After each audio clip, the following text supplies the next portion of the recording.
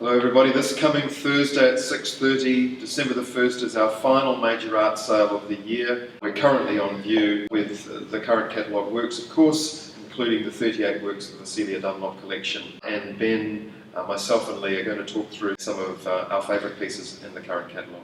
2016 is going to go down, I think, as a bit of a, as a bit of a watershed year in the world of secondary auction sales. I think the year's annual results are looking like coming in at around 25 or 26 million, the total value of art transactions at auction in this country this year, which is phenomenal for a small market like New Zealand, and at least 20-25% higher than what's ever been achieved. One of the more pleasing things about the year, and not just the overall total, has been the way that certain artist markets have increased in value rapidly, in a way caught up with some of their peers. It's been a phenomenal year for the market for Milan Mrkusich's paintings. We saw on the Francis sale that wonderful 1960s painting making in excess of $200,000 really catapulted the artist's prices into a realm in which they hadn't inhabited before. One painting that's popped out, I think, as a result of that phenomenal price in the Francis auction is this absolutely magnificent corner painting entitled Painted Dark 3. Painted in 1971, it features these trademark four corners to each area of the field of the canvas, setting the painterly field in perpetual motion. But I think, obviously, that's not the defining characteristic of this painting. It is what the long-standing Mrkusich writer and critic Peter Leach referred to as depth and flatness, the wonderful and unique way where Mrkusich can create a flat two-dimensional surface that adheres to the tenets of modernism and abstraction as articulated by Clement Greenberg. But in creating that flat surface, he creates a world of depth, a perpetual visual swimming pool that you just want to dive and jump into. And this is one of those rare paintings that I think, if you're fortunate enough ever to own it, you would never, ever tire of looking at it. One of the key themes of contemporary art is appropriation, which is effectively the repurposing of images and ideas from the past. Contemporary artists, like ravens, effectively robbing the nest of art history. The king of that idea in New Zealand, of course, is Michael Koru. Kiss the Baby Goodbye is one of his key works, which is a reworking, of course, the Gordon Walters Koru into a kit set form. Here we have, in Rainbow Servant Dreaming from 2005, is Koru going even further back into time, into the 1930s, into the work of the great Belgian surrealist René Magritte, which of course is that classic painting called Conda, which shows the sky filled of It's Raining Men, effectively. But what Koru has done here is taken the image, the 2D, and turned it into the 3D of these gentlemen, the everyman, the great bureaucrat, if you like. With this appropriation, What's the Time, Mr. Wolf, we're a little bit closer to home. All of the cultural reference points sit within Aotearoa, New Zealand. The original image that Koru is working with here in this very large-scale photograph is, of course, a classic series of works by Anne's Restaurant inside a Maori school, dating to 1963. The term "What's the Time, Mr. Wolf" comes from New Zealand pop culture, New Zealand musical history, of course, that classic song, "What's the Time, Mr. Wolf." And that handwritten phrase reloads this image of a young boy learning to tell the time. It's a very apocryphal image, it's a very telling image, and it goes to the heart of Koru's practice as a cross-cultural artist in New Zealand in the 21st century. The Consolation of Philosophy is a body of work that reveals Koru's ability to operate on multi-layers. Of course, what we see in front of us are these lovely, sumptuous, large-scale photographs of very elegantly arranged groupings of wildflowers.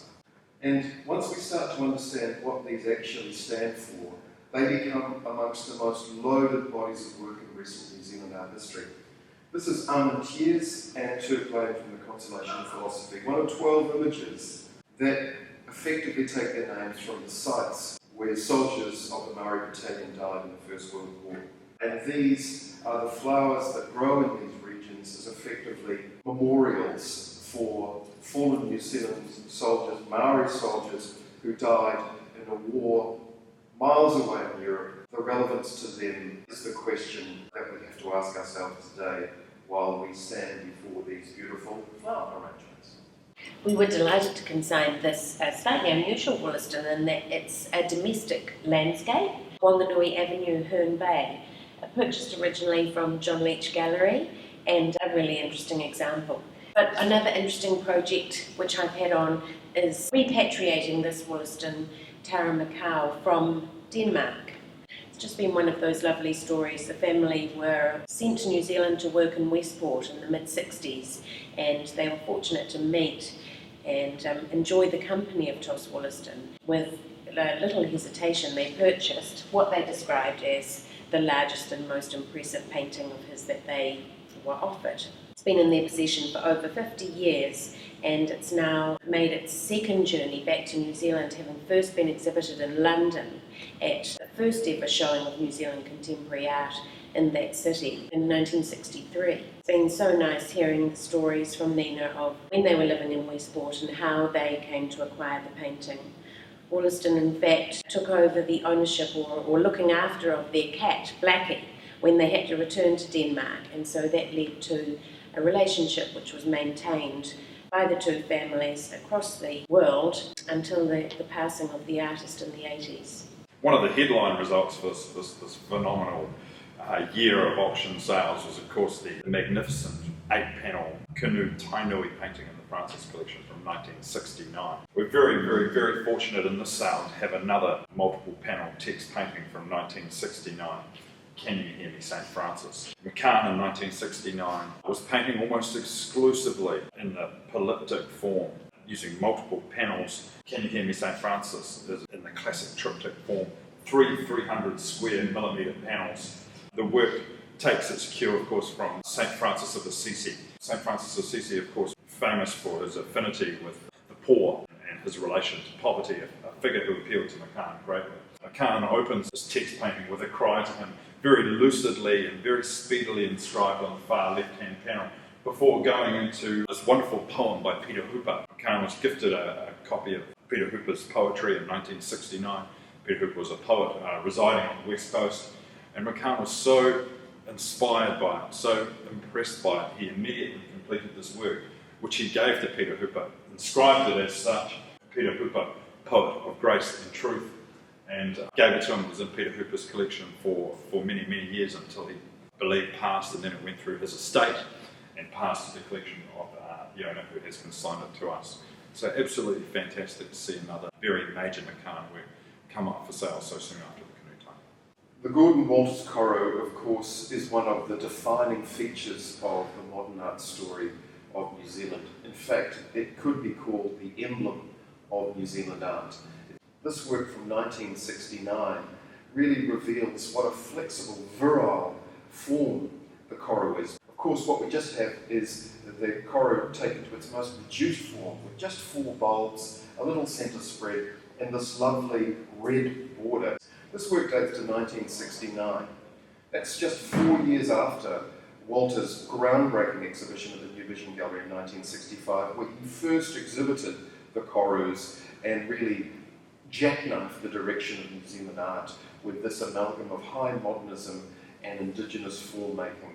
This one here with this lovely inky black depth is one of the most reduced and really one of the most powerful, simple Korus we have seen here at art+object, and really is one of my favourite works that we have offered for many years. This Koru from 1983, some 15 years or so after the one we've just discussed, reveals, if you like, the classic Koru form in black and white. This one is quite some distance from the original Korus, which were in many cases quite symmetrical.